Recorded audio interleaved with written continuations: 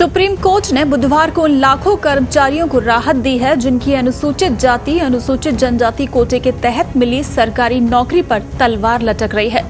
ऐसे में supreme court के फैसले ने उन्हें बड़ी राहत दी है।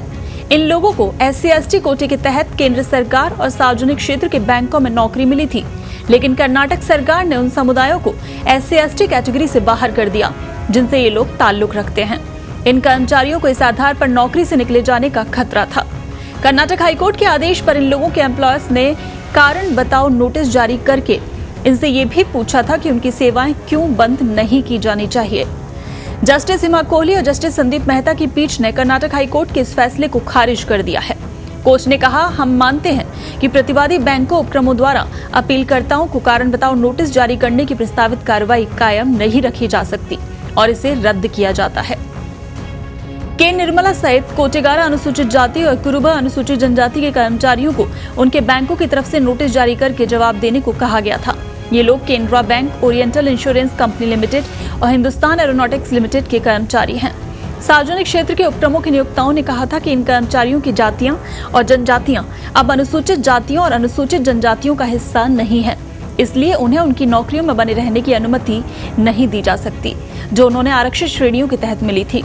कई याचिकाओं पर निर्णय करते हुए सुप्रीम कोर्ट ने कहा कि इनमें आम बात यह है कि क्या कोई व्यक्ति जो कर्नाटक में अनुसूचित जाति या अनुसूचित जनजाति प्रमाण पत्र के आधार पर किसी राष्ट्रीयकृत बैंक या भारत सरकार के उपक्रम में सेवा में शामिल हुआ हो, राज्य की ओर से उस जाति या जनजाति को सूची से हटा दिए जाने के बाद भी अपने पद पर बने रहने का हकदार होगा।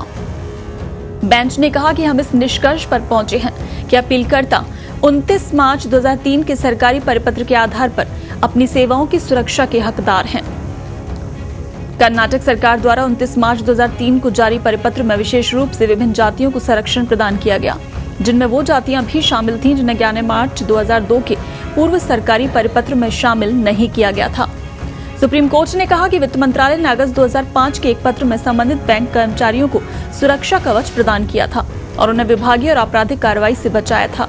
आदेश में उस फैसले का हवाला देते हुए कहा गया कि राज्य सरकार को संविधान के अनुच्छेद 341 और 342 के तहत प्रकाशित अनुसूचित जातियों और जनजातियों की सूची में संशोधन या परिवर्तन करने का कोई अधिकार नहीं है।